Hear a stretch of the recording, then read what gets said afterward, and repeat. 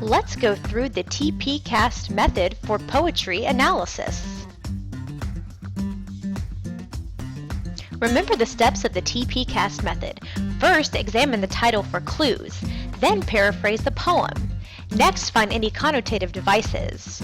Locate the attitude of the speaker. Make sure you notice any shifts in the poem.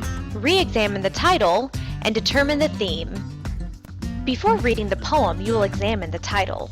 The title of this poem is Sonnet 138 by William Shakespeare, so we know it will be a sonnet. That means it has certain characteristics: 14 lines, a certain structure, a certain rhyme scheme, and a certain meter. After you examine the title for clues to what the poem is about, you want to read very carefully through each line of the poem. Try reading it out loud in order to help you gain understanding of the poetic structure. After you've read the poem, you want to write the poem out in your own words or paraphrase the poem. If you encounter a difficult poem, such as poems by William Shakespeare, writing out the paraphrase line by line can help you gain understanding. After you've paraphrased the poem, you are ready to find various connotative devices to determine the deeper meaning of the poem. This poem has metaphors for comparisons. It also has alliteration and the rhyme scheme of a sonnet to create a musical quality. Connotation also means determining diction and syntax. The diction is formal language, and the syntax or word order creates the rhythm and meter.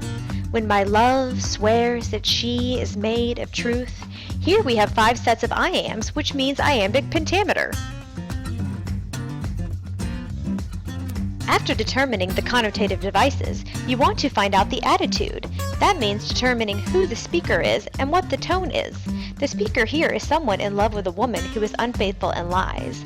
And the tone of our speaker, he is insecure but calm about the situation.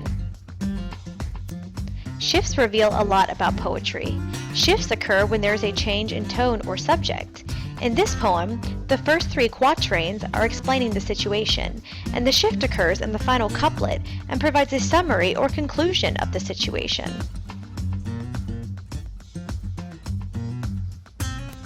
Next, you will re-examine the title to determine if the title now gives you any more insight after you have analyzed the poem. Sonnet 138 does have all characteristics of a true Shakespearean sonnet. You will learn more about sonnets and their characteristics in the next lesson. Finally, after a full analysis, you should be ready to determine the theme, or the main idea, of the poem. In this poem, the theme might be lies, comfort, and security, because our speaker is insecure, but he allows his lover to lie to him so he feels better about himself.